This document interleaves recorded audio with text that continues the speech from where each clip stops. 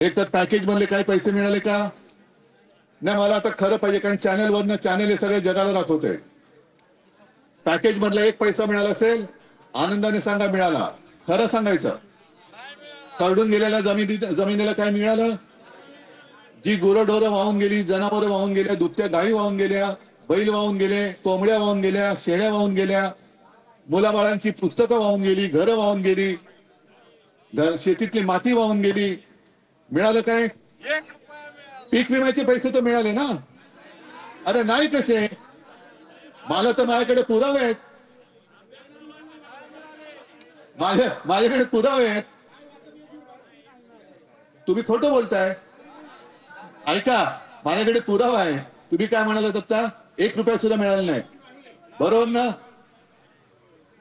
अरे ऐक रे दादा, अरे दादा ऐका ना माझं, ऐका ना माझं काय बोलणं ऐका. मी काय म्हणतोय? तुला सुद्धा मिळालं नाही. मी काय म्हणतोय? तुम्ही खोटं बोलताय. अरे ऐक ना, माझ्याकडे पुरावा आहे. अरे 6 रुपये मिळाल्याचा पुरावा आहे. 6 रुपये मिळाले, 3 रुपये मिळाले. तुम्हाला लक्षात आलं? लक्षात आलं मी तुम्हाला काय म्हणाल खोटं? म्हणजे एवढी थट्टा, एवढी चेष्टा शेतकऱ्याची अद्याप कोणी केलेली नाही. 1 रुपयात पीक विमा बंद, शिवभोजन बंद, आनंदाचा शिधा बंद, हे सगळं बंद, आणि यांचं दुकान चालू. हे खोऱ्याने ओढतायत पैसे, नुसतं ओढतायत. आणि आता यांना निवडणुकांची वेध लागले. उद्धव ठाकरे मतांसाठी फिरतोय, मग तुम्ही कशासाठी फिरताय? सागर गोठे गोळा करायला? आता यानं शेतकऱ्याचं काय नाहीये, पण आता नगर परिषद, पंचायत, मग जिल्हा परिषद आम्हीच जिंकणार. मग तुम्ही ठरवायचंय. आम्ही आपले तुमच्यासाठी लढतोय. ओमदादा आहे, कैलास आहे, खैरे साहेब आहेत, सगळेच आहेत, अंबादास, प्रवीण स्वामी, सगळेच आहेत. सगळे लढतोय. आम्ही कोणासाठी लढतोय? काय म्हणून लढायचं? का मी आज तुमच्याकडे येऊन उभा राहिलो? काय घरी वेळ जात नाही म्हणून? मला हे बघवत नाही आणि फसवेगिरी मला सहन होत नाही, म्हणून मी आलेलो आहे तुमच्यासाठी.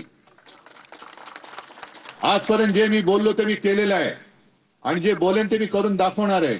आता अजित पवार, जरा थांबा. तुमच्या आवडीचं. आता जरा नीट ऐका. थांबा थांबा थांबा थांबा. काय तुमचा सातबारा कोणा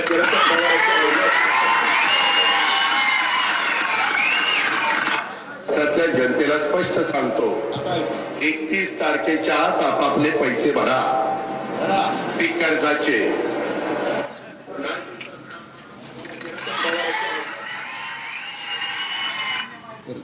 एक नीट पहिल्यापासून आहे का?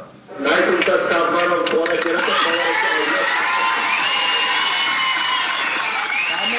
आलं काय ऐकू? आता काय लावायचं? आता आता आता कोणाची अवलाद लावणार? म्हणजे खोटी माणसं एवढे निर्दयी. म्हणजे मी नेहमी सांगतो की दगडाला सुद्धा पाजर फुटेल, पण ह्या निर्दयी निष्ठुर राजकारण्यांना पाजर फुटणार नाही. यांना पाजर तुम्हाला आणि आपल्याला मिळून पडावं लागेल. परत निवडणुका आल्यात, काहीतरी कोपऱ्याला गुळ लावतील आणि तुम्ही पुन्हा भोळेपणाने. कारण मी काल पण बोललो, माझा शेतकरी भोळा आहे पण मूर्ख नाहीये. तो प्रामाणिक आहे, तो चोर नाहीये, तो मनाने श्रीमंत आहे, दिलदार आहे. एक वेळ स्वतः मेलो तरी चालेल, पण माझी जनता जगली पाहिजे, असा हा माझा जगाचा पोशिंदा आहे, अन्नदाता आहे. आता एक जूनचा यांनी मुहूर्त काढलाय. निवडणुकीच्या वेळेला काय बोलले होते म्हणून मी तुम्हाला ऐकवतो हे, की आमचं सरकार आलं म्हणजे त्यांचं भाजपचं सरकार आलं तर आम्ही शेतकऱ्याचा सातबारा करू, कोरा कोरा कोरा. ठीक आहे, दिलं शेतकऱ्यांनी. मत चोरी करून निवडून आले, पण धरून चालत दिलं तुम्ही सगळ्यांनी मत. पण तेव्हा तुम्ही असं म्हणाला होतात की त्यांनी मत मागितली होती की तुम्ही मत मागताय ना, आम्ही योग्य वेळ येताच तुम्हाला मतदान करू. असं तुम्हाला काही निवडीचं स्वातंत्र्य होतं? 1 तारीख जाहीर झाली आणि त्या तारखेला तुम्हाला मतदान करायला लावलं, आणि निवडून आल्यानंतर सांगतायत की आम्ही आता योग्य वेळी कर्जमुक्ती करू. आता मुक्ती कधी करणार? जूनचा वायदा केला. जून म्हणजे आज आहे नोव्हेंबर. जून पर्यंत तुम्ही जगणार कसे? खरीपाचं कर्ज फेडणार कसं? काय हाती लागले तुमच्या? रब्बीचं कर्ज मिळणार कसं? गहाण काय टाकणार तुम्ही? खरडून गेलेली जमीन.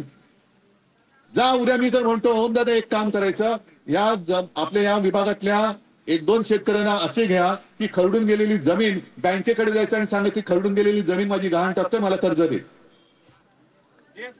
देतोय नाही ना.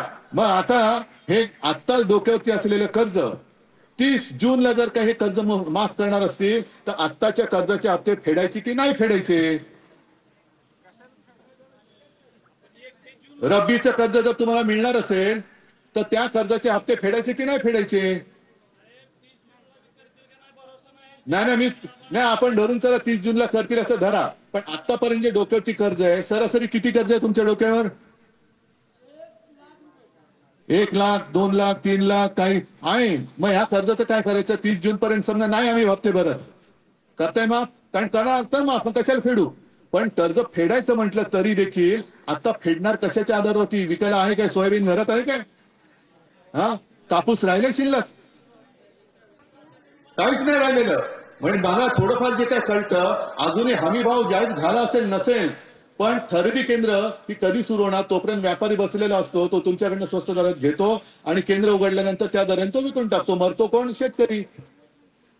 सगळ्यांचेच अडचणी आहेत. दूध उत्पादक शेतकऱ्यांची अडचणी आहेत, कांदा, द्राक्ष, फळबाग आहेत, सगळे जिरायती बागायती सगळे. आणि म्हणून मी तुम्हाला खास करून सांगायला आलोय, आम्ही तर लढणार. विधिमंडळाचं अधिवेशन सुरू होईल तेव्हा तर आम्ही त्यांना धारेवर धरू, सगळं करू, मोर्चे काढू, रस्त्यावरती उतरून आंदोलन करू. पण तुम्ही एक गोष्टीचा निर्धार करणार आहात की नाही? करणार आहात की नाही? जसं त्यांनी सांगितलं की आमचं म्हणजे त्यांचं सरकार आल्यानंतर आम्ही कर्जमुक्त करू, 7-12 कोरा करू, तुम्ही मतदान करून मोकळे जाणार. आता सांगतायत योग्य वेळी आम्ही कर्ज माफ करू. आता तुम्ही त्यांना सांगायचं जोपर्यंत आमचं कर्ज माफ होत नाही तोपर्यंत आम्ही महायुतीला मत देत नाही. जा असाल तेव्हा. जोपर्यंत पीक विम्याचे पूर्ण पैसे मिळत नाही तोपर्यंत महायुतीला मतदान करणार. जोपर्यंत हेक्टरी 50,000 रुपये मिळत नाही तोपर्यंत महायुतीला मतदान. हा निर्धार तुम्ही करणार आहात? मग ताई मंडळी पण करणार आहेत, कारण तुमचं घरदार वाऱ्यावरती पडलंय.